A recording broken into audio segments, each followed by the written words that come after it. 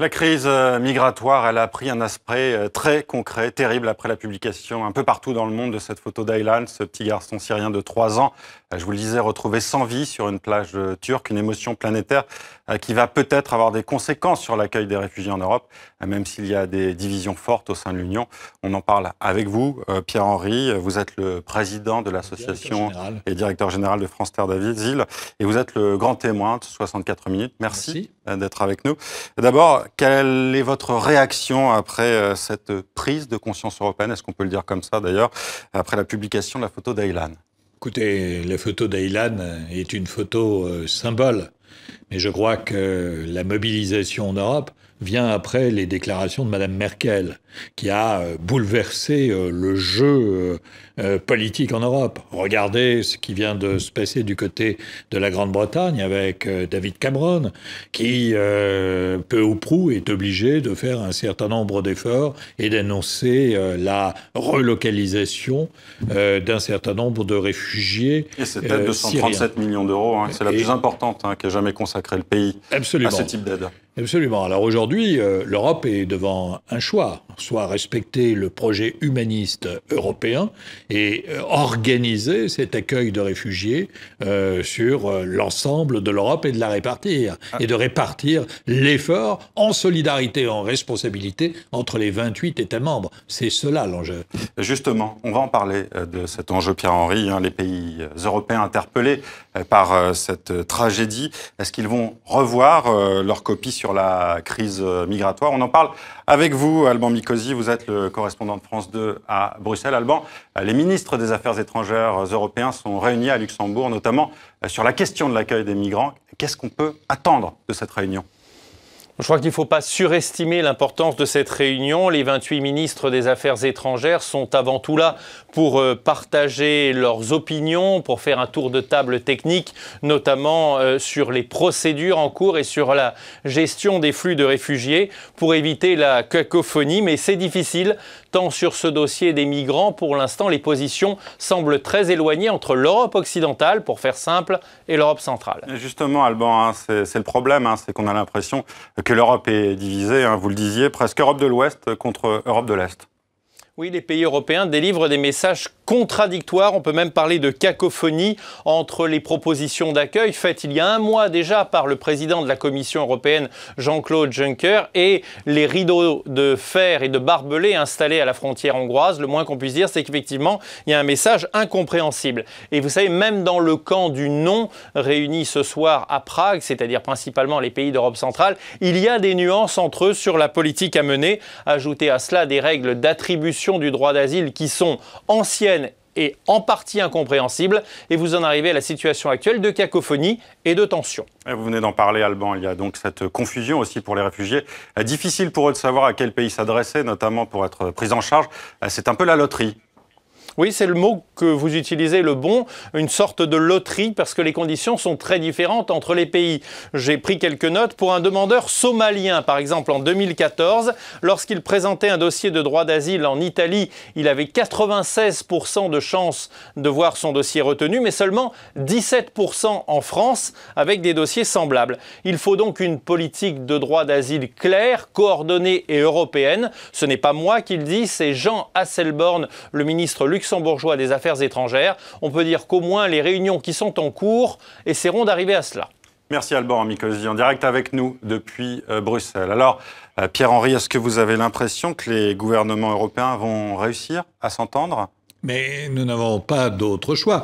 Je vous rappelle tout de même que ça fait près de 16 ans que c'était le sommet de Tampere en 1999, que la question de l'harmonisation du droit d'asile dans l'Union européenne a été posée. Nous sommes 16 ans après, mais il y a quelque chose de nouveau, c'est que nous avons une crise humanitaire majeure à nos frontières et que celle-ci nous interroge. Et encore une fois, je pense qu'il faut revenir aux fondamentaux. Les fondamentaux, lesquels, oui. les fondamentaux fondamentaux du projet humaniste européen, c'est notamment la possibilité d'accueillir des gens qui fuient les situations de guerre, les persécutions. Je vous rappelle que les 28 pays de l'Union sont signataires d'une convention internationale. Et justement, on a l'impression que certains pays...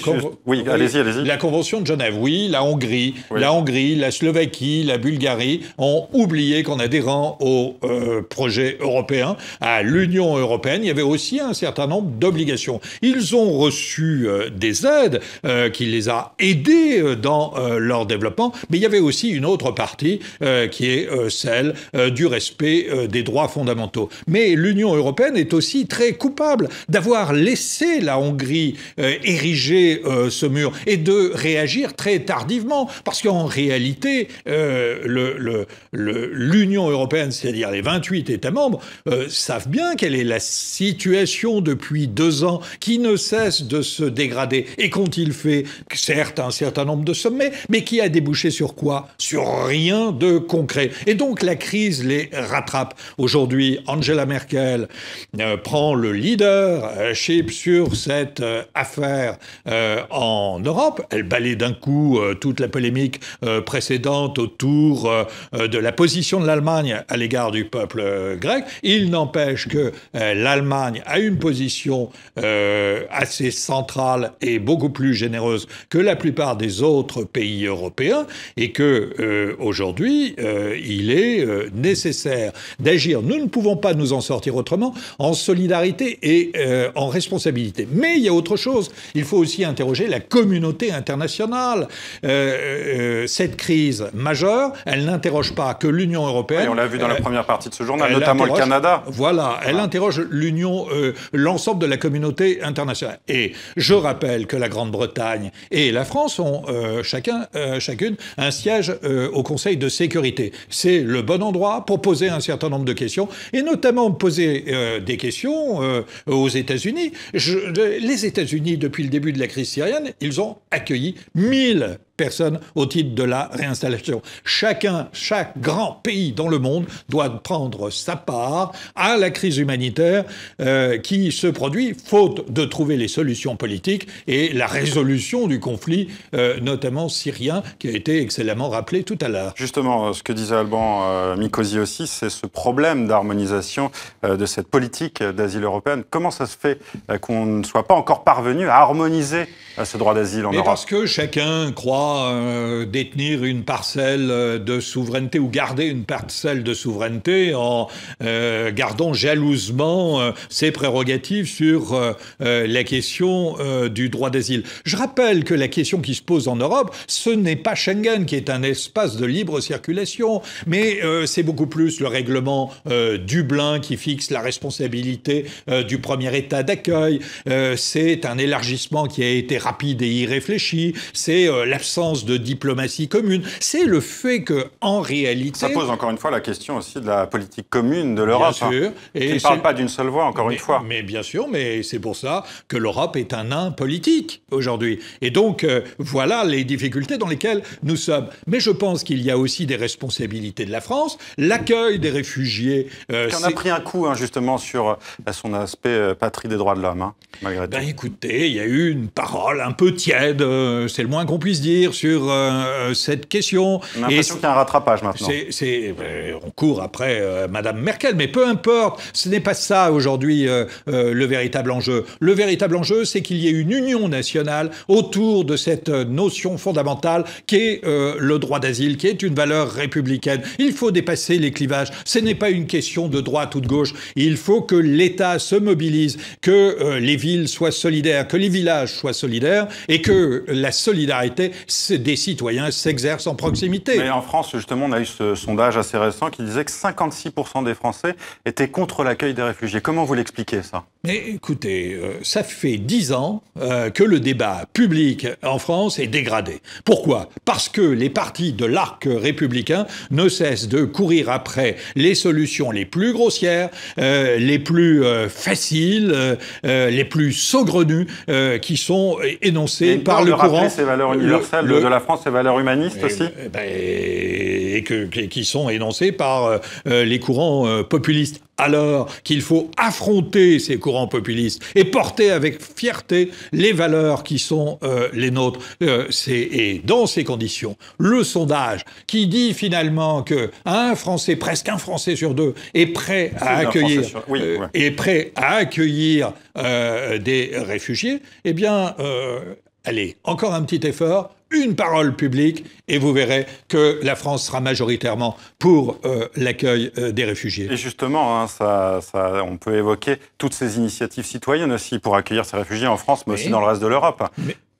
Comment vous réagissez par rapport à ça? Positivement, j'imagine. Mais bien sûr. Mais attention, il faut que la générosité dure un peu plus longtemps que l'émotion. C'est ça aussi le problème. Que l'émotion et que le zapping. Et donc, c'est pour ça que j'appelle à une mobilisation de l'État. Il faut organiser, structurer, canaliser. Concrètement. C'est à l'État, au nom de la solidarité nationale, d'organiser cet accueil et de faire en sorte de faire converger ces manifestations de générosité. Nous en avons besoin dans un pays qui est traversé par une crise majeure. Parce qu'au-delà de la question des réfugiés, c'est aussi la question du vivre ensemble qui se pose aujourd'hui.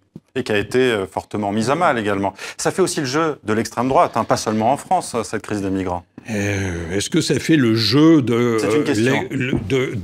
l'extrême droite? L'extrême droite surfe sur des solutions extrêmement rapides. Eh bien, il faut, et simplistes, il faut rappeler à l'extrême droite que les gens qui fuient les situations de guerre ne viennent pas en Europe, par exemple, pour avoir l'aspirine gratuite.